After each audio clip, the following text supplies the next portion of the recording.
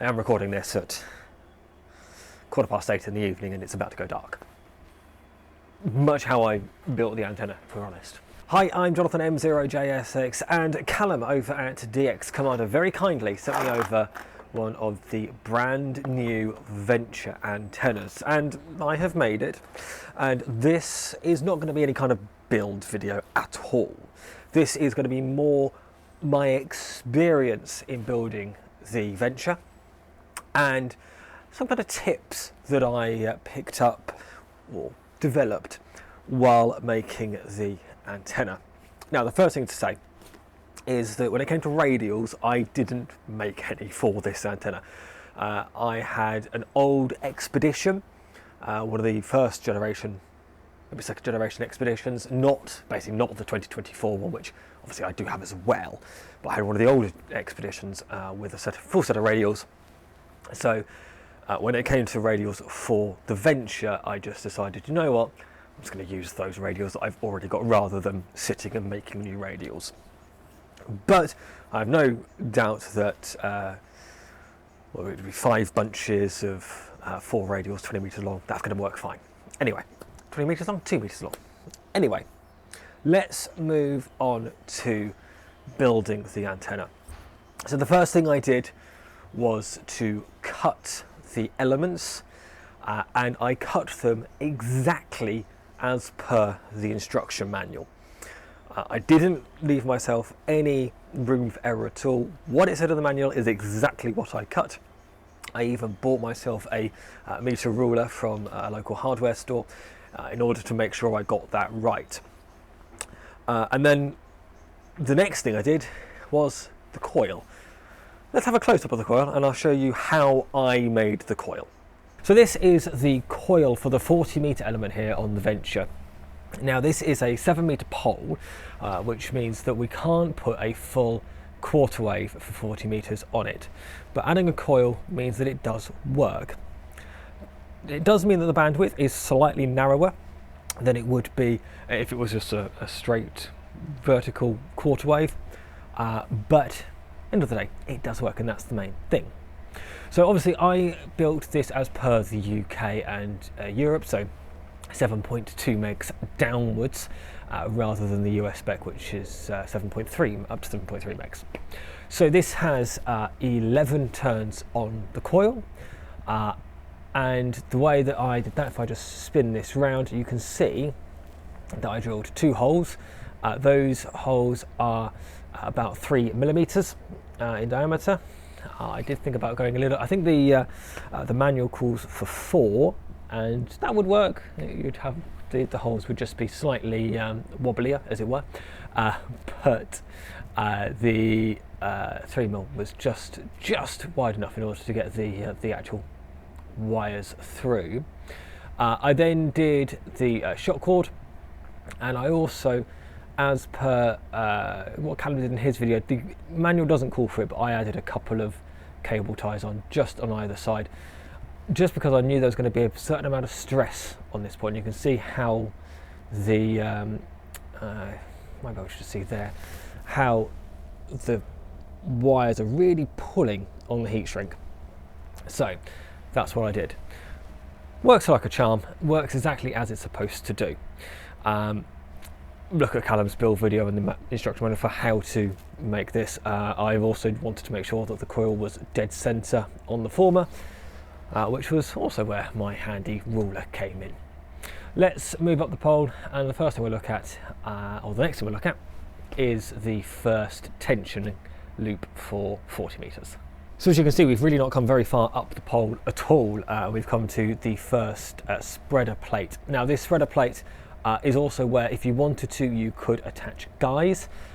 This antenna, of course, is not supplied with any paracord for guying.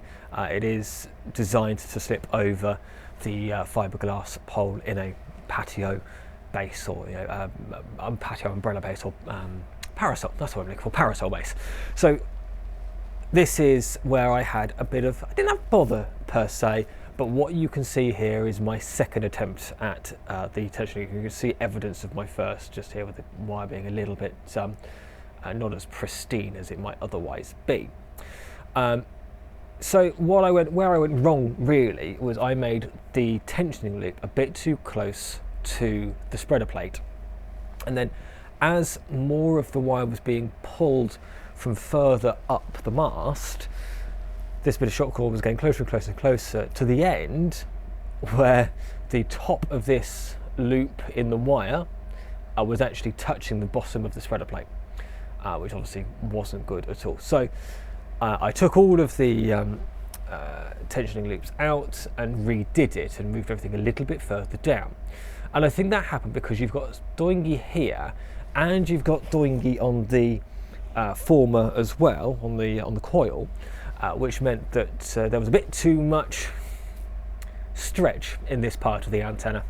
Hence, moving it down is now just nicely tensioned. We can also see here that I've got, this is the 15 meter element just at the top here, and we can see we've got one of those pieces of glue-lined heat shrink. There is another one around the other side which you can't see, which is the 20 meter one. Just quickly touching upon those glue-lined heat shrinks, the manual says to put these on and to activate the heat shrink as you're working your way up the pole. My tip is to put the correct number of glue-lined heat shrink pieces onto the elements and then just leave them and do them last. The reason I found is that as I was pulling to get each wire taut, even though I thought I'd done a pretty good job in making sure that they were in the middle, I found that actually I'd done a pretty poor job of that, and I needed to adjust where these pieces of heat shrink were. So obviously I needed to heat them back up, burn my fingers in order to try and move the piece of heat shrink. So I made that mistake only on one element, and we can see that as we just head up to the next spreader plate, we can see my error on the 40 meter one come to fruition. So here we are at the, what's this, the middle spreader if you want, and we can see that this is the 40 meter wire and there's not much heat shrink below the spreader, and that's because I've tried to move this one down as best I can, and all that was happening was just getting sort of caught up on itself. And this was the first piece of heat shrink that I put on. As I said, it pulled itself up as I was tensioning the top of the antenna. So yeah, I found from this point onwards, what I did is I just slipped over the correct number of pieces of heat shrink and then worried about heating them up and actually activating the glue and everything once the whole antenna and not all of the elements were correctly tensioned. So that's my tip that varies slightly from the manual, is to do these almost last. Also at this middle spreader we can see that we have the termination of the 15 meter element with its appropriate fold back. Again, I didn't bother to sort of tune or test this before I put all these pieces of heat shrink on. I just cut it exactly as per the manual, exactly as per Callum's build video. Put on, I didn't even count them, but I've on 1, 2, 3, 4, 5 pieces of glue-lined heat shrink. What's that? I don't know, inch and a half maybe. I'm slightly a bit further, might be 2 inches, roughly spaced along the fold back. But the tune on 50 meters is absolutely spot on. So if there's anything you can do, if you want to cut elements long, you can do, but you really don't need to. Cut as per the manual and just do what Callum says, and you will have a working antenna. Let's just move on and we'll see the endpoint of the 20 meter element. Okay, so we've got the 20 meter element just sitting here with an appropriately long piece of shock cord up to the very top spreader plate, and it's the I think a 6 centimeter fold back just here. Again, I cut it exactly as per the manual, didn't do anything other than just do what Callum said, and it works absolutely a treat. The only thing I might do here is I can see that my bit of shock cord just slightly fraying, so that just needs a bit of heat applied to it. I did go over all of the pieces of shock cord with a lighter, but that one I think looks like I may have just missed getting it absolutely perfect. Also on this top spreader is the top tensioning loop for the 40 meter element. Again, you can see where I've taken out one of the Z loops. There's a bit of a kink in the wire. At some point in the future, I may remake the 40 meter element. I don't know. It does work, that's the thing. So I don't necessarily need to. It just doesn't look particularly neat. But hey, it does work, and that's the main thing. And obviously with the stopper knot, just nicely tensioning it for the sort of the top spreader on 40 meters. Last thing to look at will be the very top of the antenna, which we can do now. Okay, so here we have, and it's a bit out of focus, but hopefully the camera will catch up with us. So we have the absolute top of the 40 meter element again, because we're in region 1, so we're looking at below 7.2 megs. It's only a 6 centimeter fold back from the top, and then the manual says to cut that 50 centimeters back from the very top of the pole, which is exactly what I did.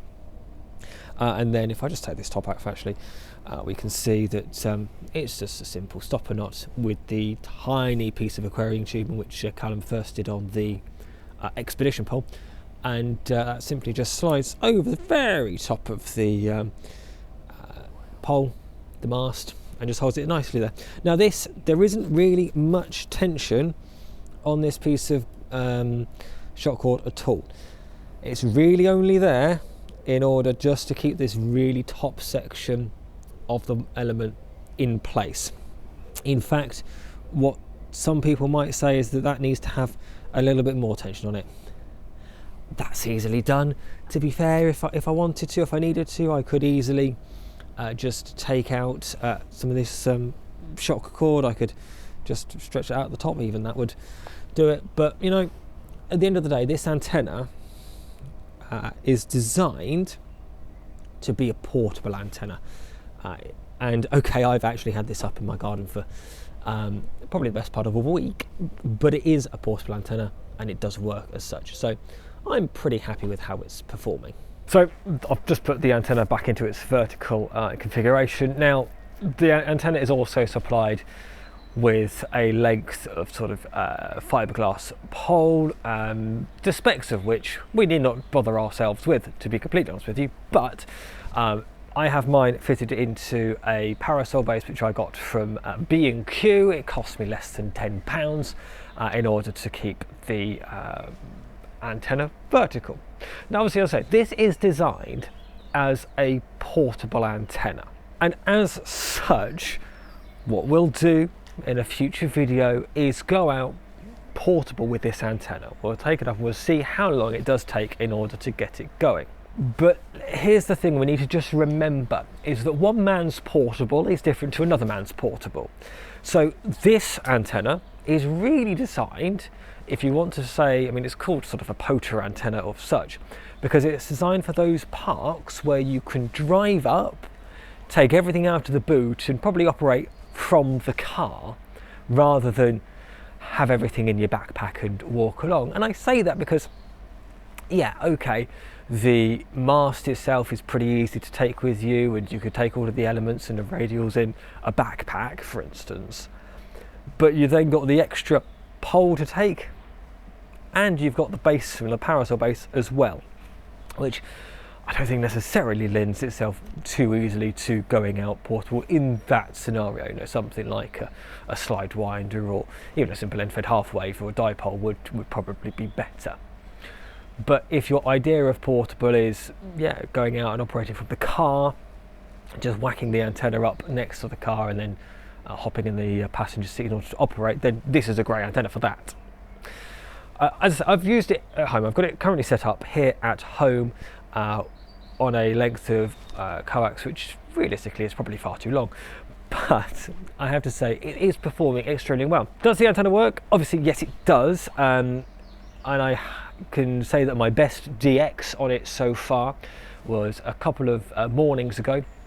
So I'm recording this on Sunday, and it would have been either Thursday or Friday morning, I can't remember which, but either way, about 7 AM UK time, so about 0600 UTC, on 20 meters FT8, I was calling CQ and was being heard on PSK Reporter in Tasmania in VK7. So I quickly sent Hayden, ham radio DX, a message to say, are you near a radio, can you hop on 20 meters please? And we did get a QSO on FT8. I wasn't in a position to do SSB at the time, otherwise I would have tried that as well. But yeah, 20 meters FT8. I was running about 30 watts from the shack. So how much of that actually got here, I'm not quite sure. Probably a good 20 anyway. Yeah, but to Tasmania, I didn't think that was particularly bad. And I happen to know that Hayden, the other end, was also using a DX Commander. He has a Classic that he was on. So DX Commander to DX Commander. And in fact, 7610 to 7610. But that's beside the point. And as for losing the lights, I'll finish up this video by saying that the DX Commander Venture is available right now from dxcommander.com, priced at £199.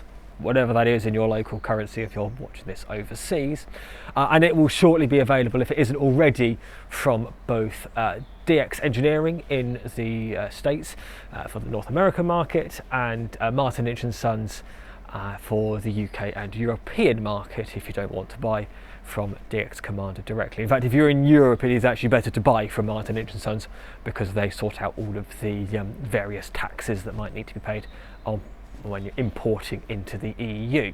I'd like to know down below if this might be an antenna for you, or perhaps maybe you have come up with a different portable or POTA solution.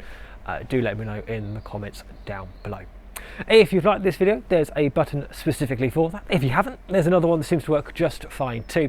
And if you haven't already done so, please do click on that subscribe button and also click that notification bell, and you'll be told whenever I upload a new video. There's another video coming up over here that the algorithm thinks that you'll like next. Until next time, 73, bye bye.